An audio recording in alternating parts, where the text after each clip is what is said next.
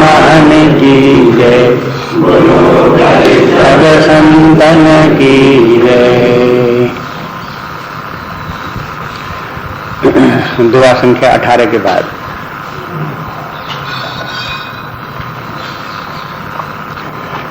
नंदन नाम राम रघुवर को, हेतु कृशानुभान हिम कर को, विधि हरिहर मैं वेद प्राण सो, अगुण अनुपम गुण निधान सो, महामंत्र जय जपति महेशु, काशी मुकुट हेतु उपदेशु,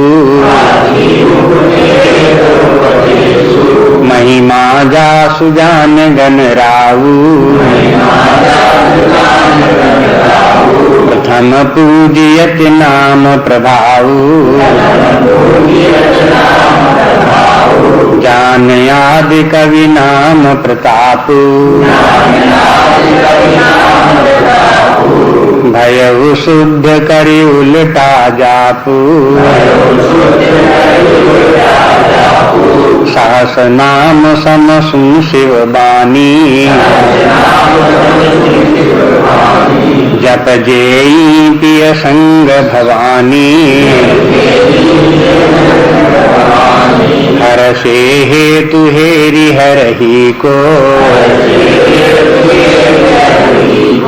किय भूषण तिय भूषण ती को, नाम प्रभाव जान शिवनी को,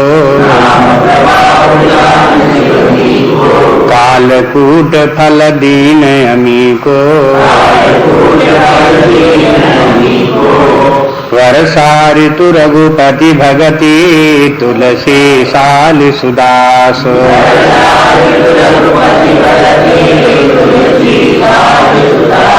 राम नाम बर वरण जुग, सावन भादव मास,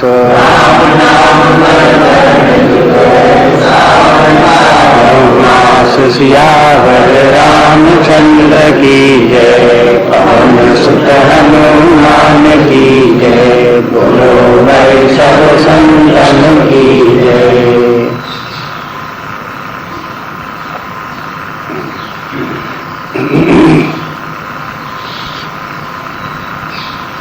अब देखते हैं कि तुलसीदास जी वंदना करते हुए भरतादि सब भाइयों की वंदना की, सीता जी की वंदना की, भगवान राम की वंदना की। अब उसके बाद जो है भगवान के नाम की वंदना करते हैं। इस प्रसंग में नाम की महिमा बड़े विस्तार के साथ तुलसीदास जी ने कह दी है। तुलसीदास जी विनय पत्रिका आदि ग्रंथों में उन्होंने अपना अनुभव लिखा है कि हमें जो कुछ भी उपलब्धि हुई है इसी राम नाम के जप के बल से हुई है। कि दुनिया में और किसी को कोई भरोसा हो, कोई साधना और कुछ करता हो, किसी प्रकार से किसी को शुद्ध प्राप्त हुई हो, वो जाने और वो करे, लेकिन अपने को तो जैसा राम नाम जैसा फलदायी सिद्ध हुआ है ऐसा और कुछ नहीं। इसलिए तुलसीदास जी इन नाम की महिमा, शास्त्रगत महिमा कैसे है सो, और उनके स्वयं अपने आप का अनुभव कैसा सो, दोनों मिला करके नाम की महिमा, नाम जप की महिमा ये यहाँ पर अब सुनाते हैं। रामचरितमानस में यही एक ऐसा प्रसंग है जहाँ भगवान राम नाम के जप की महिमा तुलसीदास ने विस्तार पूर्वक कह दी है। और सब जगह तो जहाँ कहीं किसी की वंदना की है उसकी एक पंक्ति में, दो पंक्ति में, एक दोहे में, एक सोरठे में, इस प्रकार से कहीं की है। लेकिन यहाँ पर भी ये नाम की वंदना है, भगवान राम के नाम की वंदना, ये बड़े विस्तार के साथ है। इससे भी पता लगता है कि तुलसीदास जी का मन यहाँ रम गया। कवियों का सिद्धांत ये है कि कवि लोग जो कुछ वर्णन करते हैं वो तो प्रसंगानुकूल जो कुछ आता है सभी वर्णन करते हैं, लेकिन कवि का मन जहाँ रमता है वहाँ उसका ज्यादा वर्णन करता है, विस्तार अधिक होता है। रामचरितमानस में देखें इसमें, या वाल्मीकि रामायण देखें, अध्यात्म रामायण देखें, तो उनमें देखें भगवान की कथा तो सभी कहते हैं, लेकिन उस कथा में कोई प्रसंग ऐसा आ जाता है जो कथा सुनाने वाले के मन के अनुकूल होता है, उसको पसंद है, तो फिर उसको वो विस्तार करता रहता है बहुत विस्तार उसी का कर देगा। तो ऐसे ही देखते हैं कि तुलसीदास जी वंदना करते, सबकी वंदना करते हैं, लेकिन नाम की वंदना में बहुत विस्तार कर देते हैं। इससे लगता है कि उनको नाम ज्यादा प्रिय है। बल्कि इस प्रसंग में आगे देखेंगे कि तुलसीदास ने एक हिम्मत ये भी बांधी कि भगवान राम स्वयं और उनका नाम, इन दोनों की तुलना करें तो कौन श्रेष्ठ। तो कहने लगे कि हालांकि ये दुस्साहस है, लेकिन फिर भी हम अपने हिसाब से, अनुभव से कहते हैं कि नाम श्रेष्ठ है, राम श्रेष्ठ नहीं है अपने आप में स्वयं। तो इसके माने हैं तुलसीदास जी जो है वो पहले भगवान राम की वंदना करते हैं वो तो हो गई भगवान राम की वंदना, लेकिन अब उनके नाम की वंदना करते हैं, वो नाम को उनसे भी ज्यादा महत्व देते हैं। अब ये इस प्रसंग में तो ये बात है ही, रामचरितमानस में जगह जगह नाम की महिमा और भी आती रही, तो बार बार तुलसीदास जी कहते रहे हैं। एक ये भी बात आती है कि जिसको जो बात प्रिय होती है वो बार बार बोलता है, तो तुलसीदास ने रामचरितमानस में बार बार भी इस बात को कि नाम जप करो, नाम जप करो, बार बार बोला। जब नारद जी की कथा आई, नारद जी अरण्यकांड में देखते हैं, जब भगवान राम से मिलने के लिए आए पंपासर में, सरोवर के पास, तब वहाँ नारद जी ने भी भगवान राम से कहा कि भगवान हम आपसे एक वरदान मांगना चाहते हैं। तो भगवान ने कहा मांगो, क्या वरदान मांगते हो। तो उन्होंने ये वरदान मांगा कि आपके सब नामों में से ये राम नाम जो है ये है ज्यादा श्रेष्ठ सिद्ध हो। तो भगवान ने कहा कि हाँ ऐसा ही होगा। तो नाम तो भगवान के बहुत हैं, लेकिन राम नाम में सबसे श्रेष्ठ, उस प्रसंग में भी तुलसीदास जी ने वहां कहा।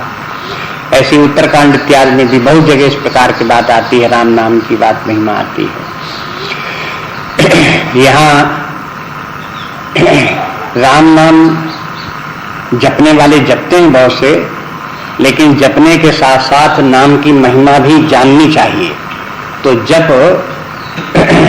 अधिक फल देता है। महिमा जान करके अगर जप करेगा तो वो जल्दी फलदायी होगा मंत्र। इसलिए इस प्रसंग को सावधानी पूर्वक जो राम नाम जपने वाले हैं उनको ध्यान से इसे समझ लेना चाहिए। यहाँ प्रसंग में तो कहते हैं बंदो नाम राम रघुवर को, कहते हैं यहाँ हम नाम की वंदना करते हैं। किस नाम की वंदना करते हैं? राम नाम की वंदना करते हैं। कहा किस राम नाम की वंदना करते हो? कि रघुवर का जो राम नाम है उसकी वंदना करते हैं। तो कहा राम नाम किसी और का भी है? कि हाँ, निर्गुण निराकार ब्रह्म जो है वो भी राम ही है, उसकी बात हम नहीं कहते। हम जो रघुवर हैं उनका जो नाम राम है उसकी हम वंदना करते हैं। अब देखो तुलसीदास जी अपने जो है वो हो जो सगुण रूप भगवान राम हैं, उन्हीं में उनकी बुद्धि एकाग्र है, कंसंट्रेट उसी में है, और उन्हीं का नाम जपते हैं, उन्हीं का स्मरण करते हैं।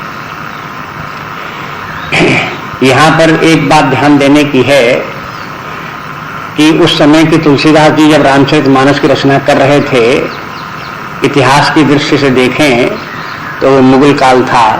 आज से लगभग 400 साढ़े 400 वर्ष पहले की बात है, जबकि देश भर में मुसलमानों का ही राज्य था, और पिछले लगभग 300 वर्षों से उनका राज्य देश में चला भी आ रहा था, और उनकी संस्कृति देश भर में फैलती चली जा रही थी। उसके प्रभाव से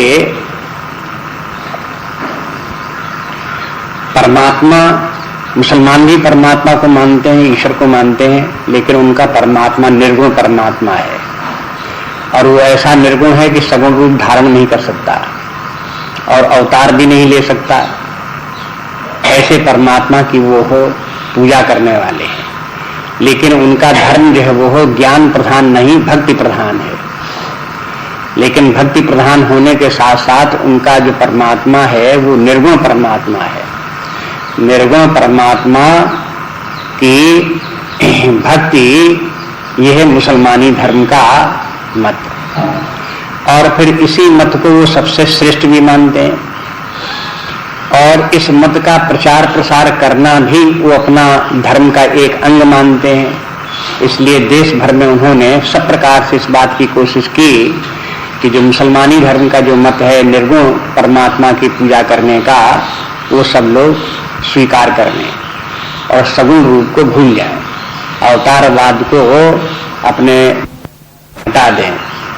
ऐसा वो लोग प्रयास करते रहे और इसका प्रभाव भी समाज में पड़ा। उसी के परिणाम स्वरूप कबीर जैसे संत आए।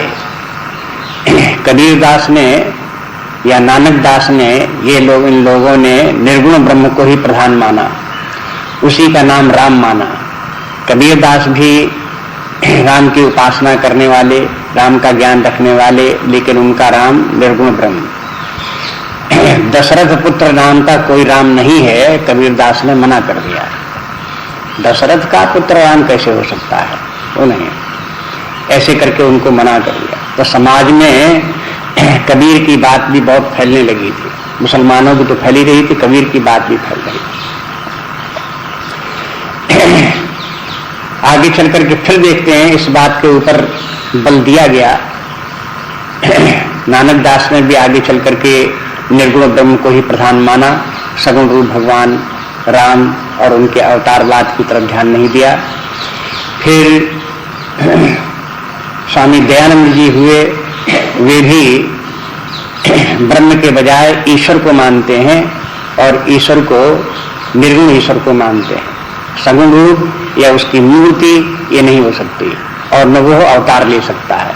माने लगभग वही मुसलमानी जो मत है वही मत इसमें इनका आर्य समाज का मत भी दर्शन की दृष्टि से उसी प्रकार का है। कबीर का भी मत उसी प्रकार का है।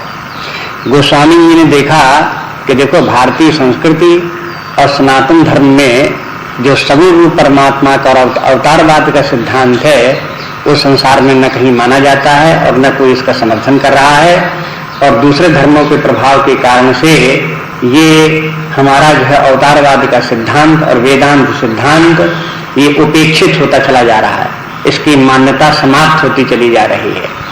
इसलिए उसकी पुनर्स्थापना करना उन्होंने अपना कर्तव्य समझा, और इसलिए भी तात्कालिक दृष्टि को देखते हुए भी उन्होंने सगुण रूप भगवान राम को प्रधानता दी। ये तो मानते ही हैं, पीछे एक प्रसंग में हम देख चुके हैं, हम लोग देख चुके हैं कि एक अनीह अरूप अनामा अज सच्चिदानंद परधामा, ऐसा जो ब्रह्म है उसी का वर्णन तुलसीदास जी प्रारंभ वहीं से करते हैं और निर्गुण ब्रह्म से ही करते हैं। तो ये तो कहती है निर्गुण ब्रह्म तो है ही है, उसकी कोई नकारते नहीं है।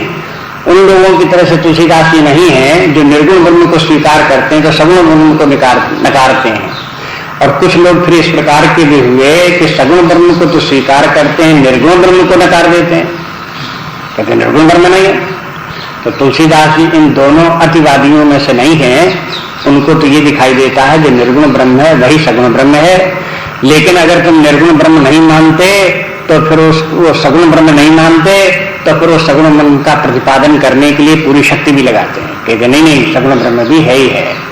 आगे चल करके तर्क करने वाले का एक उत्तर आगे देते हैं तुलसीदास जी।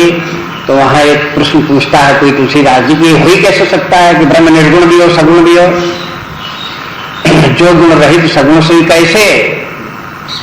व्यक्ति ने पूछा, अरे दो उल्टी उल्टी बातें कैसे?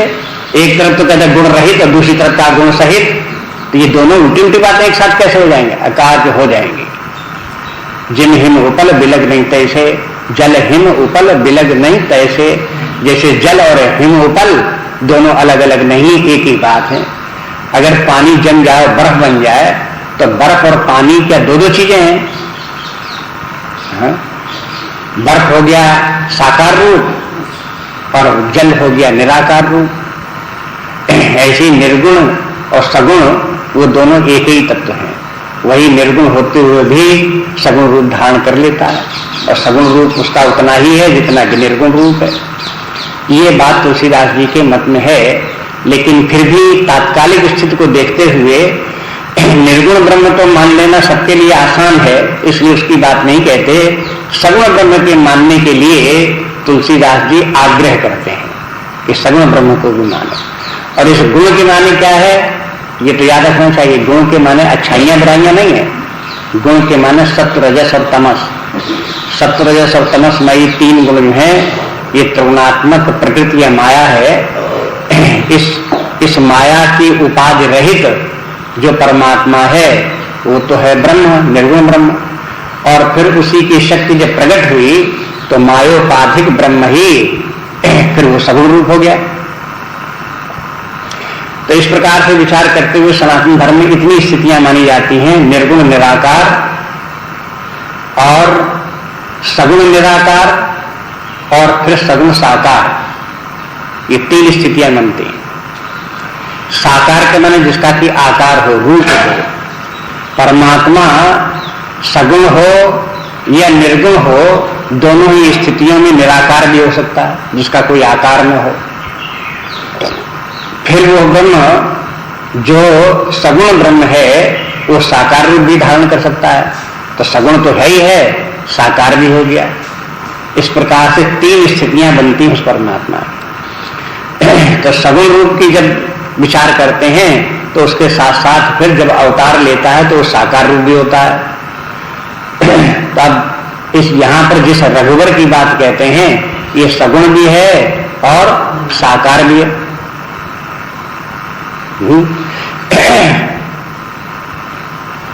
सगुण और निराकार ईश्वर है जो समस्त जगत का स्वामी है।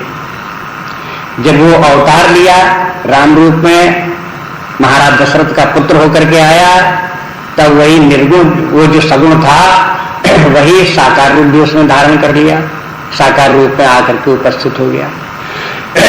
तो ऐसा जो रघुवर है उसी का नाम राम है।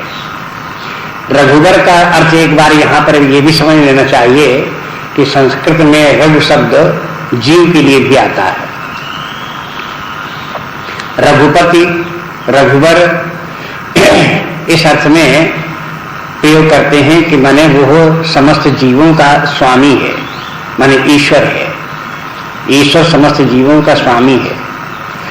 और अगर ये कहें कि जीवों में श्रेष्ठ जीव है वो रघुवर, वर के माने श्रेष्ठ है, तो एक सिद्धांत वेदांत में ये भी है कि एक जीवेश्वरवाद भी है। एक जीवेश्वरवाद कि अगर जीव ब्रह्म है परमात्मा और फिर जीव है, तो जीव जो है वो एक ही जीव है और वो जीव ईश्वर है। और ये बाकी सब जितने जीव क्या हैं, वो उसी एक विशाल जीव के सब अंग हैं और ये सब उसके भिन्न नहीं है। जैसे हम अपने आप को जानते हैं कि हम एक व्यक्तित्व हैं, एक ही हैं, शरीर के भाव से मान लो, तो लेकिन शरीर में रक्त कण है और प्रत्येक रक्त कण एक जीव है। तो शरीर में कितने जीव हैं हमारे, हैं? जितने जीव हैं उन सब जीवों को मिलाकर के एक जीव हम हैं।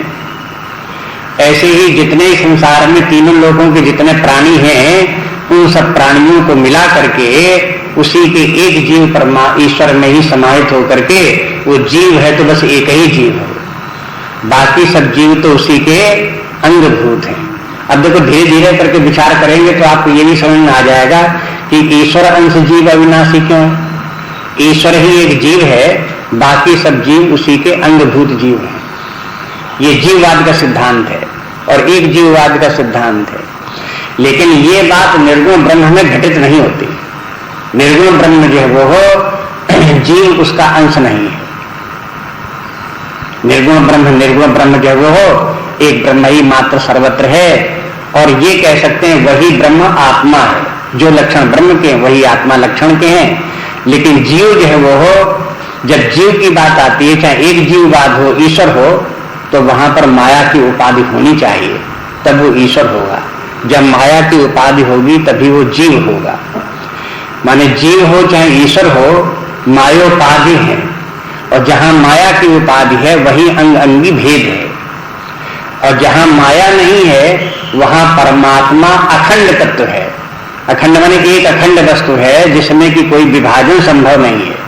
जिसे आकाश का उदाहरण लिया जाता है कि आकाश एक अविभक्त तत्व है।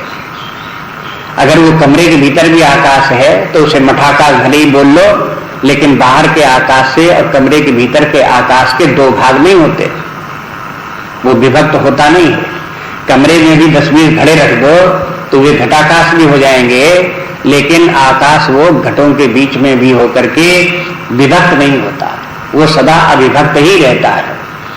लेकिन विभक्त हुआ सा आकाश क्यों लगता है? उपाधियों के कारण से। मठाकाश के कारण से विभक्त लग रहा है, घटाकाश के कारण विभक्त लग रहा है। माने जिन लोगों को आकाश के अखंडता का बोध नहीं, वो ये समझेंगे कि कमरे के भीतर का आकाश दीवालों के कारण विभक्त हो गया, घड़े के भीतर का आकाश घड़े की चारों तरफ की दीवाल के कारण से विभक्त हो गया। इसी प्रकार से वो परब्रह्म परमात्मा जो अखंड ब्रह्म है, वो ईश्वर की उपाधि प्राप्त करके, समस्त माया की उपाधि प्राप्त करके वही ब्रह्म वहां विद्यमान है, लेकिन अखंड है। व्यक्ति में, जीव में भी वही परमात्मा व्याप्त है, और व्याप्त होकर के फिर भी अखंड है। तो जो अखंड तत्व है वो तो ब्रह्म है, यह आत्मा है, लेकिन जो खंड खंड भाषित होता है वो उसकी उपाधियां हैं। चाहे समष्टि उपाधि हो, चाहे व्यष्टि की उपाधि हो, चाहे समष्टि माया हो, चाहे व्यष्टि की अविद्या माया हो, उपाधि के कारण से ही भेद प्रतीत होते हैं। भेद जब है भी जीव और ईश्वर का, वो भी ऐसा भेद नहीं कि रियली भेद हो, वो भेद ऐसा है कि अज्ञान में भेद भाषित होता है। जहां अज्ञान निवृत्त हुआ तहां भेद का कारण भी समाप्त हो जाता है, और जीव और ईश्वर के मूल में विद्यमान जो ब्रह्म का एकत्व है वो अनुभव में आ जाता है, दृष्टिगत हो जाता है। तो ये व्यवस्था इस प्रकार से उस ब्रह्म की, ईश्वर की, जीव की इस प्रकार से है। तो उसमें से हम चाहें निर्गुण ब्रह्म की आराधना करें तो भी वही ब्रह्म है, सगुण ब्रह्म की आराधना करें तो वही ब्रह्म है। साकार रूप धारण करता है वो, राम रूप में दशरथ का पुत्र होकर के आता है तो भी वही है। इसलिए कहीं भेद की बात कोई नहीं है। अब अपनी अपनी रुचि की बात है। तुलसीदास जी कहते हैं हमें तो महाराज दशरथ के पुत्र रूपी जो राम हैं, सगुण साकार रूप हैं, वो हमें प्रिय हैं, इसलिए हम उन्हीं का जो नाम राम है उस राम की हम वंदना करते हैं। तो ये तो कौन से राम है, यहाँ तो इसका परिचय हो गया। अब इसके बाद कहते हैं हेतु कृषाण भान हिमकर को, वे राम नाम जो है वो हो कृषाण, भान और हिमकर का हेतु है। हेतु को माने आप बीज समझ लो। ये तीनों शब्द क्या हुए? कृषाण के माने अग्नि, भानु के माने सूर्य, हिमकर के माने चंद्रमा। राम नाम जो है उसमें 3 अक्षर हैं, रा, आ और मा। 3 अक्षरों से राम शब्द बना। रा जो है वो हो अग्नि का बीज मंत्र है, आ जो है वो हो सूर्य का बीज मंत्र है, और मां जो है वो हो चंद्रमा का बीज मंत्र है। तो इसमें राम तत्व में अग्नि भी है, सूर्य भी है और चंद्रमा भी है। तो इससे क्या हुआ? इसके माने जो अग्नि तत्व है वो वैराग्य है, सूर्य तत्व जो है वो हो ज्ञान है, और चंद्रमा तत्व जो है वो हो भक्ति है। ये रामचरितमानस में सावधानी होकर के पढ़ेंगे तो ये सब इनका उल्लेख जगह जगह तुलसीदास ने यहाँ कर दिया है, वहां से संग्रह करना पड़ेगा। यहाँ पर नहीं दिया है, आगे वहां से ढूंढ करके आप लाएंगे तो मालूम हो जाएगा आपको। तो ये है समस्त अध्यात्म शास्त्र। इसके माने ये है कि जो व्यक्ति राम नाम जपता है तो सबसे पहले रा जो अक्षर है उसका प्रभाव जीवन में दिखाई देता है, उसमें वैराग्य आता है। नंबर 2, जब और आगे बढ़ता है, वो नाम जप करते करते और आगे बढ़ता है, तब उसके अंदर ज्ञान का उदय होता है। सूर्य ज्ञान का प्रतीक है, इसलिए आ का प्रभाव दिखाई देगा, और उसे जो है वो हो परमात्म ज्ञान, ब्रह्म ज्ञान, तत्व ज्ञान, वो सब उसके हृदय में उत्पन्न होगा। और जब ज्ञान उदय होगा तो उसके बाद फिर उसको पराभक्ति आ जाएगी। भक्ति भी दो प्रकार की है, एक साधन भक्ति है, एक साध्य भक्ति है। साधन भक्ति तो पूजा है, नाम जप है, ये सब साधन है, उपासना है, स्वाध्याय इत्यादि है, तप है, ये सब जो है जितने भी हैं ये साधन है। और फिर उसके बाद इनके द्वारा जो अपने हृदय में परमात्मा के प्रति प्रेम, परमात्मा में समर्पण भाव, परमात्मा पर आश्रित रहना, ये जब परमात्मा में प्रपत्ति प्राप्त हो जाती है तब वो पराभक्ति है। ये पराभक्ति अपने हृदय की एक दशा विशेष है। जैसे संसारी व्यक्ति संसार में आसक्त होते हैं, उन पर निर्भर होते हैं, ऐसे ही ये भक्त संसार से विरक्त, परमात्मा में अनुरक्त और परमात्मा में ही आसक्त हो, उसी पर निर्भर करता है। तो ये सब ये क्रम, माने राम नाम की महिमा ये है कि समग्र साधना राम नाम में ही छिपी है। राम नाम का जप करना एक पूरी साधना है, संपूर्ण साधना।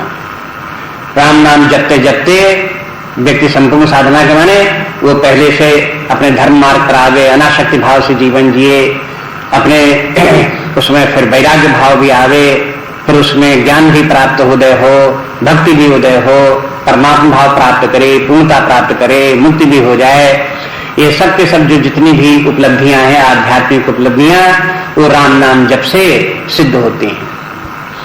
इसलिए जब नाम जपे तो ये न समझे कि हमारी अधूरी साधना है और केवल हम सगुण का ही जप कर रहे हैं और अभी निर्गुण का नहीं कर रहे हैं, अभी हमने ये नहीं किया, अभी हमने वो नहीं किया, कुछ बात नहीं, केवल नाम जप करते जाएं। बस इतनी बात ये कि प्रारंभ में जोर जोर से नाम जपें और फिर आगे चल करके उसको गले में जपना शुरू करें और अंत में मानसिक जप हो, और मानसिक जप भी तैल धारावत हो, कंटिन्यूअस, बीच में बिना जगत की विक्षेप बिना हुए, बाई जगत की बातें बीच बीच में ना आए, इस प्रकार से विक्षेप उत्पन्न न हो, निरंतर मन राम नाम जप करता रहे, उसी में लगा रहे, उसी में प्रेम उत्पन्न हो जाए, तो फिर उसको जो कुछ भी आध्यात्मिक उपलब्धियां हैं इसी से प्राप्त हो जाएंगी। इतनी बात पहली पंक्ति में तुलसीदास जी ने कह दी। अब उसी की महिमा को समझाने के लिए उदाहरण इत्यादि देते हैं और उसको दृढ़ करते हैं। कहते हैं कि देखो विधि हरिहरमय, ये जो राम नाम है विधि हरिहरमय है, माने इसी राम नाम में ही रा और आ और माँ, ये तीन जो अक्षर हैं वो ब्रह्मा विष्णु और महेश भी हैं। रा हो गया ब्रह्मा, आ हो गया विष्णु और माँ हो गया महेश शंकर जी। तीनों देवता इस राम नाम में ही विद्यमान है। यानी राम जो है वो परब्रह्म परमात्मा है, और उस परमात्मा ने ही उसी ईश्वर रूप धारण करके तीन देवों का रूप धारण किया। तो तीन देव जैसे ईश्वर में विद्यमान है, इसी प्रकार से इस राम नाम में भी वो तीनों जो देव हैं आदि देव, वो तीनों इसमें विद्यमान है। तो देखो राम नाम जपते हुए जो हमारी बुद्धि राम नाम के प्रति हो, वो इस प्रकार से हो, ये समझे कि इसका फल क्या है, कि इससे वैराग्य ज्ञान और भक्ति सब प्राप्त होने वाली है। ये राम नाम क्या है, ये राम नाम केवल अक्षर मात्र नहीं है, ध्वनि मात्र नहीं है, ये ब्रह्मा विष्णु महेश, ये वही तीनों जो हैं इसमें विद्यमान हैं, उनसे ये अभिन्न है राम नाम। तो अब इसमें उदात्त भाव होना चाहिए। नाम जप करते समय जब तक कि जप में और नाम में अपने उदात्त भाव नहीं होता कि हम बहुत बड़ा नाम जप रहे हैं, बड़ी महिमा वाला जप है, इससे बहुत लाभ होने वाला है, जब तक कि ऐसा भाव नहीं होता तब तक उसका फल प्राप्त नहीं होता। अगर कोई समझे कि हम बेकार टाइम बर्बाद कर रहे हैं, थोड़ी देर राम राम कह, तो फिर वो फलदायी नहीं होता। उसमें भावना होनी चाहिए। इसलिए इसे जगह जगह आप सुनेंगे कि भगवान का नाम भाव सहित लेना चाहिए। भाव के माने उसमें उदात्त भाव होना चाहिए। तो विधि हरिहरमय, और दूसरा वेद प्राण सो, और कहते हैं कि वो वेद का प्राण है। वेद का प्राण क्या है? वैसे तो वेद का प्राण ओम है, ओंकार जो है वही वेद का प्राण है। गीता में आप देखेंगे तो भगवान कहते हैं कि वेदों का सार ओम और ओम मैं ही हूँ। 7वें अध्याय में जब भगवान गिनाते हैं कि कहाँ कहाँ जगत में किस किस रूप में है, रसो हम अपसुकौंती प्रभास्मी सब सूर्य इत्यादि जहाँ बोलते हैं, वहीं ये भी कहते हैं कि देखो प्रणव सर्ववेदेषु, सब वेदों में जो प्रणव है वो मैं ही हूँ। तो ये प्रणव क्या है? समस्त वेदों का सार प्रणव है, ओंकार है। और ओम में क्या है? ओम में आ उ मा 3 अक्षर उसमें भी हैं, वही तीनों अक्षर राम में भी हैं। अब आप दोनों को मिलाकर के देखें तो आ, ओंकार में आ, तो राम में आ है, ओंकार में अंत में मां, तो राम में भी वो मां है। उ अक्षर जो बीच में है ओम में, उस उ के स्थान में यहां पर रा है। तो उ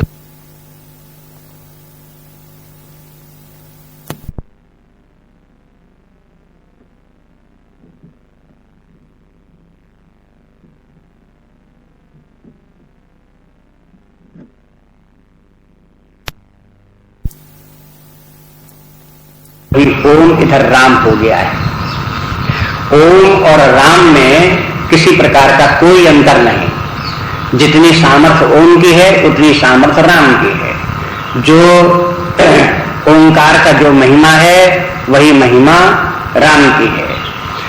और इसी से ये बात भी सिद्ध होती है कि अन्य कोई भी मंत्र हो, जैसे नमः शिवाय, तो उसके साथ में ओम लगाना पड़ता है। ओम नमः शिवाय, ओम नमो भगवते वासुदेवाय, अन्य जितने मंत्र हैं उनमें सब में ओम की आवश्यकता पड़ती है। लेकिन राम नाम के पहले ओम नहीं लगाया जाता। ओम राम ऐसे नहीं बोलते हैं, ये कोई मंत्र नहीं है। इसमें ओम की क्यों जरूरत है? सब मंत्रों में ओम की जरूरत है, इसमें क्यों नहीं है? क्योंकि राम स्वयं ही ओम है, इसलिए इसमें ओम लगाने की जरूरत नहीं। इसलिए ये भी स्पष्ट हो जाना चाहिए कि जो राम नाम जपते हैं वो इस चक्कर में न पड़े कि हमारा मंत्र कहीं अधूरा तो नहीं है, इसमें ओम तो है ही नहीं। इसमें और भी कुछ लगाने की जरूरत नहीं है। जैसे रामाय नमः, तो रामाय नमः करने की कोई जरूरत नहीं। ये स्वयं राम ही जो है अपने आप में महामंत्र है। बस राम उसका जपना, बस जैसे ओम ओम ओम, ऐसे ही राम राम राम, बस एक मंत्र, पूरा मंत्र हो गया। उसमें कोई कमी नहीं मंत्र है, न नमा की जरूरत न ओम की जरूरत। इस प्रकार से ये वेद प्राण सो कि मैंने यही ओंकार भी है, ऐसा कहने का तात्पर्य तुलसीदास है। और अगुण अनुपम गुण निधान सो, देखो यह अगुण अनुपम भी है और गुण निधान भी है। माने इसमें बोलने का तरीका देखो, यही निर्गुण ब्रह्म भी है, यही सगुण ब्रह्म भी है। राम नाम जो है राम, ये निर्गुण ब्रह्म का भी वाचक है और सगुण ब्रह्म का भी वाचक है। जैसे वेदों में आता है, उपनिषदों में आता है कि ओंकार जो है वो निर्गुण ब्रह्म का भी वाचक है और सगुण ब्रह्म का भी वाचक है। ओम परब्रह्म परमात्मा जो एक अद्वितीय है वो तो ओम है ही है, लेकिन जागृत, स्वप्न और सुषुप्ति इन तीनों अवस्थाओं का वाचक भी ओम है। और उसमें अमात्रा ओम बाद में है, वो तुरी की वाचक है। ओम के परमात्मा के 4 पाद कर दें तो जागृत, स्वप्न, सुषुप्ति और तुरी, ये आत्मा के 4 पाद हो गए। इन चारों पादों का वाचक ओंकार के भी 4 पाद हैं और वो दोनों एक समान है। तो इसके माने ओंकार जो है वो सगुण का भी वाचक है और ओंकार निर्गुण का वाचक तो है ही है। इसलिए अगुण अनुपम, ये अगुण जो है वो ब्रह्म, वो भी ओम है। और गुण निधान सो, और गुण निधान जो है वो हो मन सगुण है, वो भी है। दूसरी बात ये, दूसरे प्रकार से देखो तो ये है अगुण के माने निर्गुण के स्थान में अगुण तो हो ही गया, लेकिन अनुपम है। अनुपम माने जैसा ब्रह्म निर्गुण ब्रह्म है, उसकी तुलना में कोई दूसरा और नहीं है। संसार में तो सभी वस्तुओं की कोई न कोई तुलना है, लेकिन परमात्मा की तुलना कोई नहीं। इसी प्रकार से इसकी भी कोई तुलना नहीं। दूसरे ये है गुण निधान सो, सगुण रूप भी है और इसमें सब गुण भी हैं, अच्छाइयां भी हैं सब। सगुण के माने सत्वरजतमसमयी माया की उपाधि को धारण करने वाला जो ईश्वर है, उसका भी वाचक राम नाम है। लेकिन इसके माने ये नहीं कि केवल सत्वरजतमसमयी माया की उपाधि को ही धारण करता है। राम में जो दशरथ के पुत्र भगवान राम हुए, उनके चरित्र में, उनके व्यवहार में, उनकी लीलाओं में, उनके स्वरूप में सर्वत्र गुण ही गुण विद्यमान। ये बात आगे चल करके प्रकट हो जाएगी। जब तुलसीदास जी वर्णन करेंगे भगवान राम ने अवतार लिया तो उसमें चारों भाइयों ने अवतार लिया, तब वहां उनका वर्णन करते हैं। चारों रूप शील गुण धामा तदप अधिक। अब देखो कि वो भगवान राम सब जो है चारों भाई जो हैं रूप शील और गुण के धाम सब है, सब गुण धाम है। भगवान राम उन सबसे अधिक हैं। तदप अधिक सुख सागर रामा, वो तो भगवान राम तो समुद्र सुख के आनंद के सिंधु ही हैं, उनमें समस्त गुण विद्यमान। तो समस्त गुण विद्यमान में हो, इसलिए भी का गुण निधान सो महामंत्र जो जपत महेशु।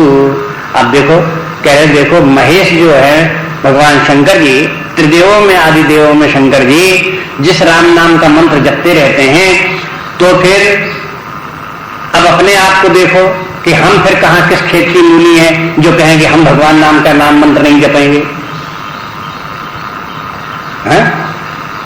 जब शंकर जी जप रहे हैं तो उनके सामने हमारी कौन गिनती, हमें तो जपना ही चाहिए। इसलिए कहते हैं कि ये महामंत्र और ये महामंत्र है।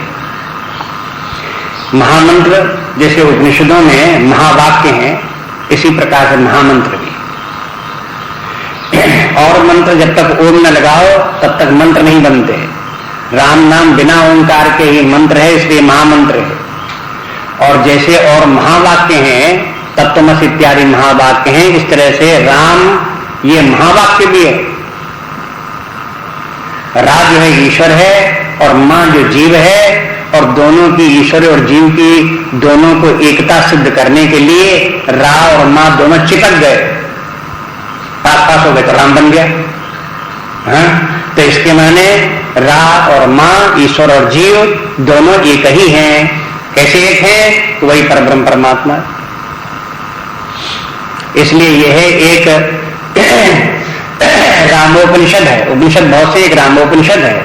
उस रामोपनिषद में राम का अर्थ बताया गया कि राम का अर्थ क्या है। तो उसमें कहा गया राम एक महावाक्य है और इसमें जीव और ईश्वर की एकता कही गई है। जैसे सब मंत्रों महावाक्यों में जीव और ईश्वर का एकत्व सिद्ध किया गया, वैसे इसमें भी है। इसलिए कहते हैं महामंत्र जो जपत महेशु, महेश भी महाईश सबसे बड़े स्वामी होकर के भी, महेश्वर भी होकर के भी वो जिस मंत्र को जपते हैं वो राम नाम मंत्र है।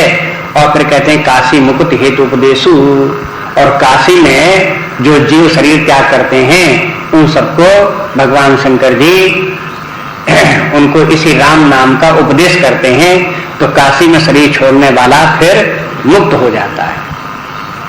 तो ये सभी लोग जाते हैं, जानते हैं कि काशी जो वो हो मुक्तिदायिनी है। काशी मुक्तदायिनी है। तो इस प्रकार से पौराणिक भाषा में समझने तो काशी एक तीर्थ स्थल है। शंकर जी वहां वो काशी त्रिशूल पर है बसी हुई, और वहां शंकर जी जो है विश्वनाथ वहां वास करते हैं।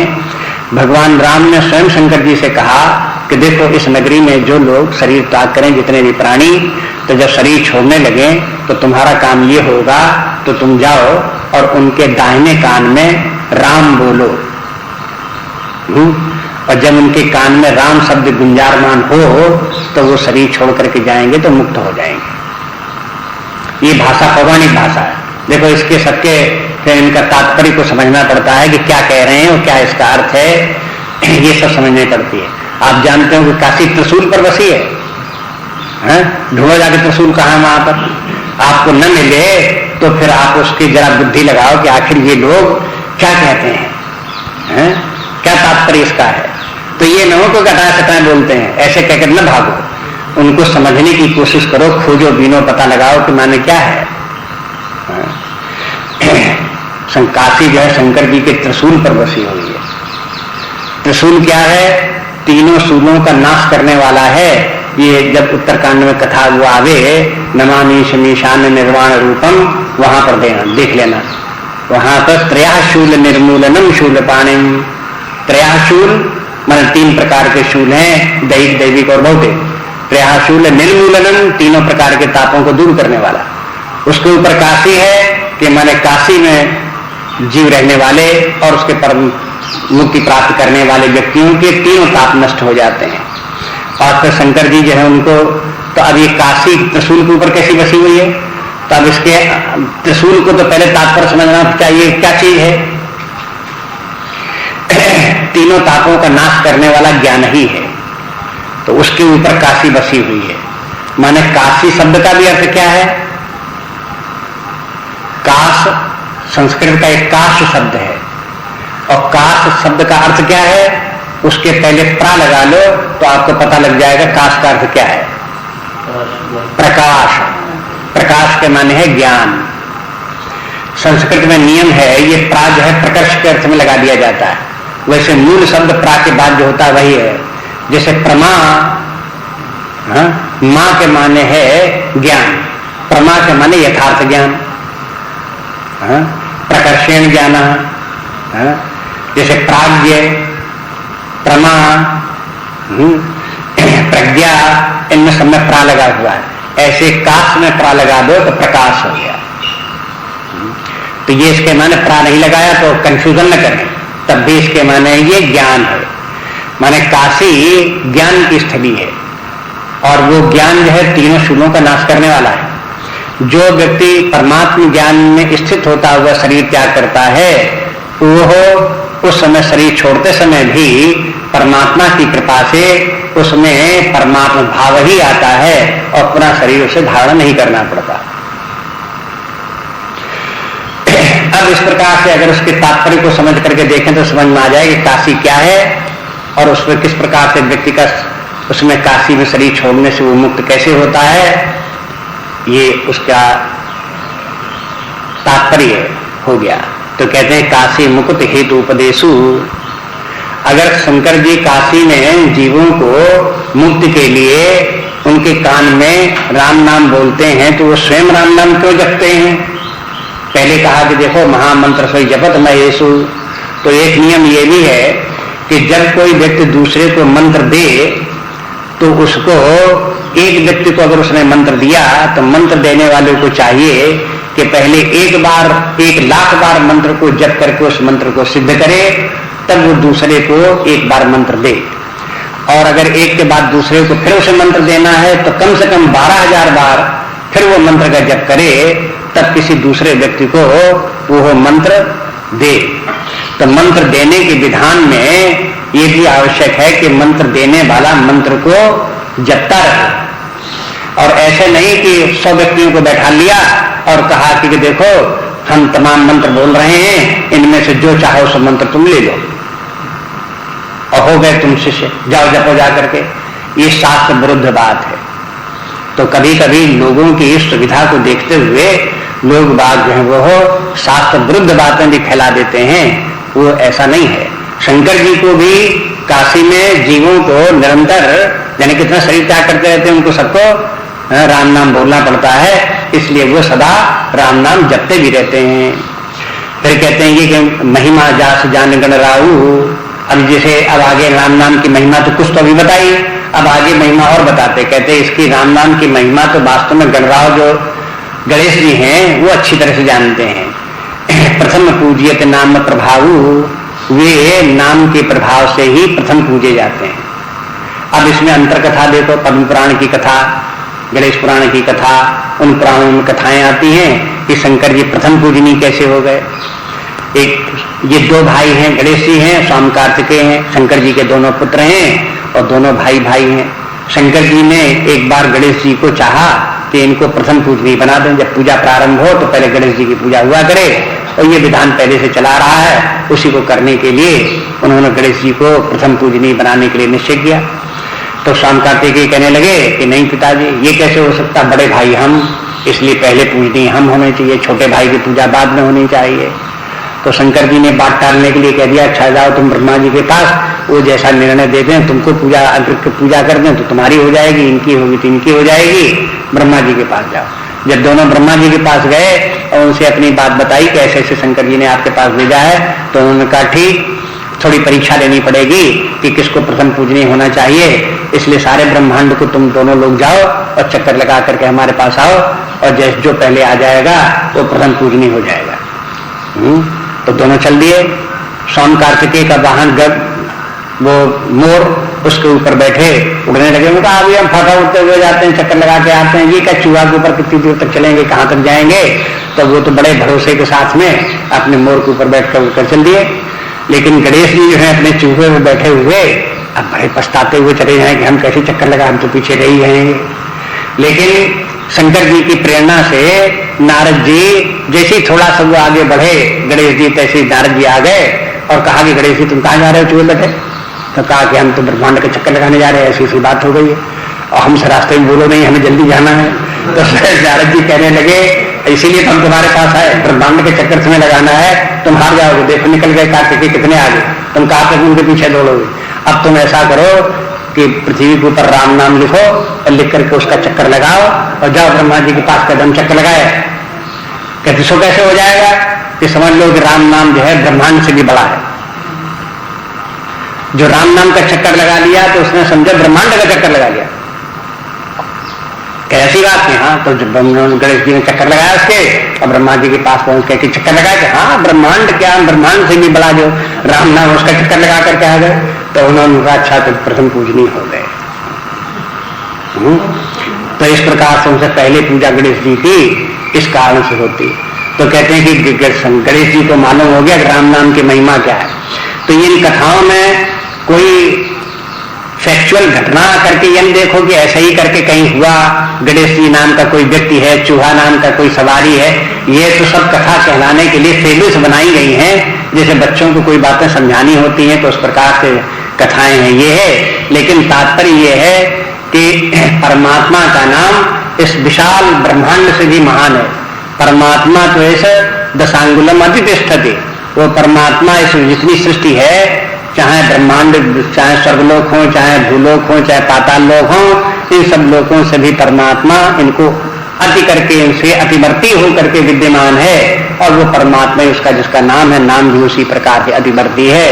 इसलिए जब नाम का स्मरण करो तो उसको छोटा मत समझो, उसको सारे ब्रह्मांड से महान वस्तु समझ करके उसका नाम लो। नाम जपते समय ये भी ध्यान रखें। तो प्रथम पूज्यते नाम प्रभाव और जान आदि कवि नाम प्रतापु। और कहते हैं कि आदि कवि भी भगवान राम की महिमा को जानते हैं, उनके प्रताप को जानते हैं। आदि कवि कौन है? वाल्मीकि। वाल्मीकि क्या जानते हैं राम के नाम की महिमा? कि भय शुद्ध तुलसी, ये वाल्मीकि जी जो वो हो, कहाँ उन्होंने जाने कितने लोगों के मर्डर किए थे, घोर क्रिमिनल मर्डरर, इतने प्रकार का व्यक्ति जो है वो हो। और वो जिसको बाद में बड़ा पश्चाताप हुआ कि इतने पाप हमने कर डाले, तो बड़ी गलती हो गई। तो फिर वो सप्तऋषियों से कहने लगा कि हमारी ये पापों का उद्धारक कैसे होगा। तो सप्तऋषियों ने कहा कि तुम राम नाम जपो, सबसे सिंपल बात यही, तुम और कुछ नहीं करना, बैठ जाओ एक स्थान पर गंगा जी के किनारे, राम नाम जपो। तो वाल्मीकि को तो वैसे ही बड़ा पश्चाताप था अपने किए हुए पर, तो डट करके बैठ गए और राम नाम जपना शुरू किया। तो राम सब मुंह से निकले नहीं। एक बात ये भी है कि देखो सिद्ध करता है कि पापी व्यक्ति के मुख से राम नाम नहीं निकलता। अगर हम राम राम की कीर्तन बोले हैं तो जो लोग पुण्यात्मा है उन्हीं के मुख से राम नाम निकलेगा, और बाकी बोलने की कोशिश करें तो कंठ तक आगे के आगे रुक जाएगा, बोल नहीं पाएंगे। तो वाल्मीकि ने भी देखा घरे राम राम तो हमारे मुंह से निकलता ही नहीं है। तो उन्होंने कहा उनसे सप्तऋषियों से, कहा कि हमसे तो नहीं निकलता ये नाम, हम कैसे जपेंगे? कि नहीं निकलता। अच्छा ऐसा करो तुम मरा मरा जपो, तुमने बहुत लोगों को मारा है, मरा मरा तो तुमने सुना, यहाँ सब लोग मरने लगे तो मरा मरा चिल्लाते थे, तो बस वही मरा मरा बोल सकते। हाँ मरा मरा बोल सकते। तो अच्छा मरा मरा बोलो, जल्दी जल्दी बोलने लगे। तो मरा मरा जल्दी जल्दी जब बोलने लगे तो मरा मरा खुद ही राम हो गया थोड़े दिनों के बाद में। तो इसलिए कहते हैं कि भय शुद्ध करी उल्टा जातो, उनका नाम उल्टा नाम जपते जपते भी और शुद्ध कर दिया। तो इससे ये मालूम पड़ता है कि भगवान राम का नाम समस्त पापों का विनाशक है। पापी व्यक्ति भी राम नाम का जप करे और वाल्मीकि की तरह से अटल होकर के बैठ जाए और जपता ही रहे। तो इनका पहले ये रत्ना का डाकू थे, बाद में वाल्मीकि कैसे हो गए? फिर जब नाम जपते रहे तो चारों तरफ इनके दीमक चढ़ गई ऊपर तक, और दीमक चारों तरफ से हो गई, घिर गई सब ऊपर से। तो एक बार फिर सप्तऋषि जब आए तो देखा कि कहाँ चला गया वाल्मीकि, ये क्या नाम है, ये जिसको कि हमने राम नाम मंत्र दिया था, तो लोगों ने बताया वो तो सब उसको दीमक वीमक चाट रही, उसको सब का सब देखो बामी बनी हुई है। तो वे लोग गए उसके पास, तो उनको उन्होंने सप्तऋषियों ने सब मिट्टी हटाई, दूर की, और वाल्मीकि को भीतर से निकाला, उनको होश में लाए, उनकी समाधि भंग की और उनसे कहा कि अब तुम तो शुद्ध हो गए, भगवान का नाम तुमने खूब जपा, अब तुम भगवान की महिमा गाओ। तो उसके बाद फिर जो है वो हो उन्होंने रामायण फिर उसके बाद भी कही। तब तक उनके सब भगवान के चरित्र, भगवान की लीलाएं तब तो सब हृदय में उनके प्रकट हो गए नाम के बल से ही। तो ये इस प्रकार से भय शुद्ध कर उलटा जातु और साहस नाम समसुन शिव बानी। अब एक कथा और सुनाते हैं तुलसीदास जी, कहते हैं देखो पहले तो महिमा बता दी, राम नाम की महिमा शंकर जी जानते हैं, गणेश जी जानते हैं, ये तो देवता लोग हैं। तो कोई व्यक्ति कहने लगे अरे देवताओं की महिमा तो देवता जाने, हम तो मनुष्य हैं, हम क्या करें। तो वाल्मीकि जैसे व्यक्ति का एक उदाहरण दे दिया कि अगर आप मनुष्य भी हो और मनुष्यों में भी पापी मनुष्य वाल्मीकि की तरह से हो, तो भी आपको राम नाम जपना चाहिए और आपकी सारी समस्याएं पाप आदि सब भंग हो जाएंगे, अज्ञान आदि सब आपका दूर हो जाएगा। तो ये मनुष्य समझने वाले व्यक्ति हो। और कोई कहने लगे कि हम तो मनुष्य भी नहीं, पुरुष भी नहीं, हम तो स्त्री हैं, अब क्या करें। तो कहा देखो स्त्री का उदाहरण बताते हैं। तो अब पार्वती जी का उदाहरण आता है, तो कहते हैं कि साहस नाम सम सुन शिवबानी। जब पार्वती जी ने सुना कि साहस नाम के समान राम नाम है, तो जप जेई प्रिय संग भवानी। तो पार्वती जी शंकर जी के साथ राम नाम उन्होंने जप लिया और उनके साथ भोजन कर लिया। तो मैंने संक्षेप में कथा हो गई इतने। अब बाकी कथा देखो पुराण में इसकी कथा क्या है। तो उसमें ऐसा है कि शंकर जी ने एक बार पार्वती जी को सब कथा सुनाई। और कथा सुनाई तो कथा में भगवान राम का अवतार का वर्णन किया, भगवान कृष्ण के अवतार का वर्णन किया, और बीच में बताते रहे कि देखो ये विष्णु भगवान के अवतार हैं, विष्णु भगवान के अवतार। तो अंत में पार्वती जी कहने लगी कि हमें विष्णु भगवान की भी महिमा सुनाइए, उनकी भी कथा सुनाइए। तो शंकर जी ने फिर विष्णु भगवान का उनको कथा सुनाई उनकी। तब वो कहने लगी कि विष्णु भगवान की कथा जब सुनाई तो शंकर जी ने कहा विष्णु भगवान के 1000 नाम है, सहस्र नाम है। तो कहा कि विष्णु भगवान के सहस्र नाम है क्या, कहीं ये सहस्र नाम हमको भी बताइए, हम भी जपेंगे। तब शंकर जी ने कहा कि देखो जो ये सहस्र नाम जपे जाते हैं, भगवान का नाम जपे जाते हैं, तो कहीं न कहीं कोई गुरु होता है उससे नाम दिया जाता है। इसलिए तुम वामदेव के पास जाओ और उनसे कहो कि हम आपके पास आए हैं, हमको विष्णु सहस्र नाम, विष्णु भगवान की हम आराधना करना चाहती हैं, उनका नाम। तो विष्णु के वामदेव के पास कहें कि वामदेव ने फिर उनको जो है वो विष्णु सहस्र नाम का उपदेश किया और उनको पार्वती जी से कहा कि इसको नित्य विष्णु सहस्र नाम का पाठ करना और उसके बाद खाना, ये रोज का नियम तुम्हारे। स्नान करो, रोज विष्णु सहस्र नाम का पाठ करो, पाठ करने के बाद खाओ। तो ये गुरु का आदेश हो गया। तो वैसे ही पार्वती जी करने लगी। जब करने लगी उसी प्रकार से, तो एक दिन क्या हुआ कि वो उनको स्नान करने में और पाठ करने में देर हो गई और शंकर जी को भूख लगी और वो बैठे, खाना तैयार था। तो वो कहने लगे पार्वती जी से कि हमारा तो खाना तैयार है, हम तो तैयार है खाने के लिए, आओ तुम भी खाने के लिए। कहीं हमने अभी पाठ ही नहीं किया, अभी हमें तो देर लगेगी। कहीं नहीं, हमको भूख लगी, खाओ। तो कहा कि हम पाठ कैसे छोड़कर करें। तो कहा एक तरीका हम बताते हैं, देखो सहस्र नाम के बराबर राम नाम है, राम नाम कहने में तुम्हें घंटों नहीं लगेगा, एक बार राम नाम कह लो और आओ। तो पार्वती ने अच्छा ऐसी बात है। तो उन्होंने राम नाम बोल लिया और बोल करके शंकर जी के पास आई और उन्होंने भोजन कर लिया। तो ये कथा क्या कहती है कि भगवान के 1000 नाम विष्णु के उनके बराबर। तो ये कहते हैं सहस्र नाम सम सुनी शिव बानी। मैंने शंकर जी ने कहा कि राम नाम सहस्र नाम के समान है। और ऐसा सुन करके जपी, मैंने उन्होंने एक राम नाम जप लिया और जेई मैंने उसके बाद जे लिया, मैंने खा लिया। उसके बाद शंकर जी के साथ बैठ लीजिए। प्रियसंग भवानी शंकर जी के साथ पार्वती जी ने भोजन कर लिया। हो गया चौपाई का अर्थ है ना पूरा। अब उसके बाद में फिर क्या हुआ कि हर्षे हेतु हेरी हर ही को। उसके बाद शंकर जी ने जब देखा कि देखो पार्वती जी ने इस बात को मान लिया कि राम नाम विष्णु सहस्र नाम के बराबर है, तो इनका प्रेम राम नाम में है, ये देख करके शंकर जी को बड़ी प्रसन्नता हुई।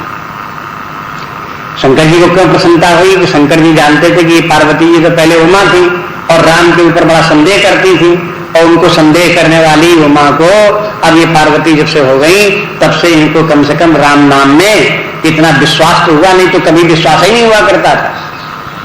तो जब उनको ये विश्वास देखा तो उनको बड़ी प्रसन्नता हुई शंकर जी, कहा ये अच्छा हो गया कि इनको राम नाम में इतना विश्वास हो गया। तो हर्षे हेतु हेरी, हेतु हेरी, हेर मैंने देख करके पार्वती जी के हृदय में राम नाम का, भगवान राम के प्रति प्रेम देख करके वो शंकर जी हर्षित हुए। और उन्होंने इसका फल क्या हुआ कि के भूषण तिय भूषण ती को, उन्होंने ये पार्वती क्या थी के भूषण, उन पार्वती को भूषण बना दिया। तिय भूषण ती को, स्त्रियों के जो भूषण माने सती पार्वती जो समस्त स्त्रियों में शिरोमणि है, उन पार्वती जी को जब देखा कि वैसे सतीत्व में तो शिरोमणि है ही है, इसलिए सब स्त्रियों में अग्रणी मानी जाती है, सती हैं, लेकिन उसके साथ साथ ये भी है कि इनके हृदय में भगवान राम के प्रति प्रेम भी है। ऐसा देख करके उन्होंने अपने आधे भाग में उनको स्थान दे दिया, माने इस बात से प्रसन्न होकर के। तब शंकर जी क्या तब से हो गए, अर्धनारी नटेश्वर हो गए। उनका दाहिना शरीर हो गया शंकर जी का, दाहिना शरीर हो गया पार्वती जी का। तो उन्होंने अपने शरीर का वामांग उनको बना लिया। वामांगे कभी भाति भूधर सुधा देवा पगा मस्तके, वो आ गई फिर वहां से इस प्रकार से। तो ये शंकर जी की प्रसन्नता का सूचक है, पार्वती जी को अर्धांगिनी बना लिया। तो तभी से शंकर जी, अब जब स्त्रियां बहुत पतिव्रता होती हैं और पति की अनुगामिनी होती हैं, और फिर उनको कहते हैं कि देखो ये कौन है, कि इनके पति अमुक हैं, ये इनकी अमुक अमुक की अर्धांगिनी है। अर्धांगिनी पत्नी न बोल करके अर्धांगिनी बोलते हैं। तो ये फिर इस प्रकार का बोलचाल में, यही सब व्यवहार में फिर भी इस प्रकार से आ गया। तो के भूषण ते भूषण ती को, और नाम प्रभाव जान शिवनी को। फिर कहते हैं देखो शंकर जी जो है वो हो राम नाम का प्रभाव अच्छी तरह से जानते हैं। उनको भी फिर दोबारा शंकर जी का नाम बताते हैं। ऊपर तो कह दिए महामंत्र जी जपत महेशु उनकी कह चुके, यहाँ फिर कहते हैं कि उनका शंकर जी भगवान राम के नाम का प्रभाव शंकर जी अच्छी तरह से जानते हैं। उनके जीवन में स्वयं अपना अनुभव उनका क्या कहता है कि राम नाम बड़ा श्रेष्ठ है। कैसे हुआ कि कालकूट फल दीन अमी को, जब समुद्र मंथन हुआ और उसमें से कालकूट विष उत्पन्न हुआ, तब ये हुआ कि इस कालकूट विष से तो सब तीनों लोग जले जा रहे हैं, इसकी ज्वाला से सब भस्म हो जा रहे हैं। तो सब देवताओं ने मिलकर जल्दी जल्दी कहा शंकर जी से, प्रार्थना की। विष्णु भगवान ने कहा शंकर जी से कहो, तो शंकर जी ने उनकी बात को, प्रार्थना को, देवताओं को मान लिया और उस विष को वो पी गए। तो कैसे पी गए, उन्होंने राम नाम जपा और पी गए। तब वो वैसे तो विष ये था कि विष होना जला देता शंकर जी को, लेकिन शंकर जी को उसने जलाया नहीं, बल्कि उस विष का क्या प्रभाव पड़ा कि कालकूट फल दीन अमी को, अमी के माने अमृत बन गया। वो विष विष नहीं रह गया, अमृत हो गया। तो अब देखो ये भी इस बात की भी सूचना है कि राम नाम ये इस प्रकार से है कि वो संसार की जितनी व्याधियां हैं, वो जब अन्य व्यक्तियों को वो व्याधियां दुख देने वाली होती हैं, वही व्याधियां आध्यात्मिक पुरुष के लिए, भगवान के भक्त के लिए, ज्ञानी के लिए वो व्याधियां नहीं रह जाती, बल्कि वे उसके लिए कल्याणकारी बन जाती हैं। एक उदाहरण कल का आप याद रखिए कि जो तन्हाई कैद जो उन व्यक्तियों के लिए महान कैद सजा है, जो कि चोर डाकू बदमाश हैं, हत्यारे हैं, उनके लिए तो बहुत बड़ी सजा है। लेकिन अगर कोई ज्ञानी व्यक्ति हो, भगवान का भक्त हो, तो तन्हाई कैद क्या है, अब उसके लिए विष नहीं है बल्कि अमृत है। तो ये कैसे हो गया, ये अध्यात्म विद्या का फल है। संसार तो नाना प्रकार के दुखों क्लेशों का भंडार है ही है, सारे संसारी व्यक्तियों के लिए वो निश्चित रूप से है। लेकिन जिसके हृदय में परमात्मा का ज्ञान भक्ति उदय हुआ, तो यही संसार के समस्त क्लेश उस व्यक्ति के लिए सुखदायी बन जाते हैं, कल्याणकारी बन जाते हैं, वैराग्य के कारण बन जाते हैं, परमात्मा भाव में प्राप्त होकर के उसमें आनंद अपने हृदय में छिपा हुआ उसको प्रकट करने के कारण बन जाते हैं। ऐसी स्थिति आ जाती है। इसलिए कहते हैं कालकूट फल दीन अमी को, और वर्षा ऋतु रघुपति भगत तुलसीदास सुदास। एक और उदाहरण देते हैं, कहते हैं कि देखो ऐसा समझो कि वर्षा ऋतु रघुपति भगत, जैसे वर्षा ऋतु आई तो भगवान की भक्ति वर्षा ऋतु के समान है। तुलसीदास कहते हैं साल सुदास, सुदास माने भक्त लोग, और जो भक्त लोग हैं वो धान की खेत की तरह से हैं। और वर्षा कब होती है कि सावन और भादों के महीने में। तो जैसे सावन और भादों के महीने आते हैं और वर्षा होती है और खेत लहलहाने लगते हैं, प्रसन्न हो जाते हैं, फलते फूलते हैं, इसी प्रकार से रा और माँ सावन और भादों के 2 महीनों की तरह से हैं। राम नाम जब आए जिह्वा के ऊपर तो फिर भक्ति की वर्षा होने लगती है, माने भक्ति उदय होती है उसको, और भक्ति की वर्षा होती है तो फिर क्या होता है कि भक्त का हृदय आनंद से परिप्लावित हो जाता है। भक्त का हृदय की वही दशा हो जाती है जो वर्षा ऋतु में पानी बरसने पर खेत में खड़े हुए धान की दशा होती है।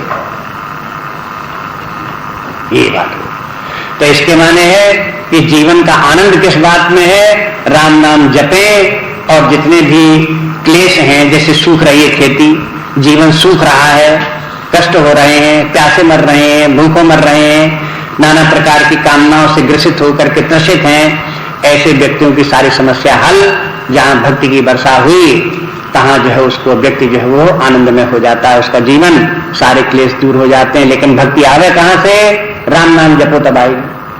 राम नाम जो है व्यक्ति के अंदर भक्ति उत्पन्न करने वाला। पहले राम नाम कैसे बता दिया, फिर स्मरण करें, राम नाम जपेंगे तो पहले वैराग्य आएगा, फिर ज्ञान आएगा और फिर भक्ति आएगी। जहां भक्ति आ गई तहां बस फिर तो आनंद ही आनंद है। भक्ति तो आनंद स्वरूपणी है। उसके हृदय में जब परमात्मा के आनंद की अनुभूति होने लगे तो समझ लो कि भक्ति आ गई, बस इसी का नाम भक्ति है।